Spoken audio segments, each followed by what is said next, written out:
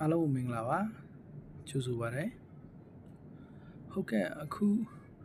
ထိုင်းနိုင်ငံမှာDJI Action 6ပေါ့နော်ကင်မရာရောက်ရှိလာပါပြီဝယ်လို့ရပြီเนาะထိုင်းနိုင်ငံမှာ DJI Action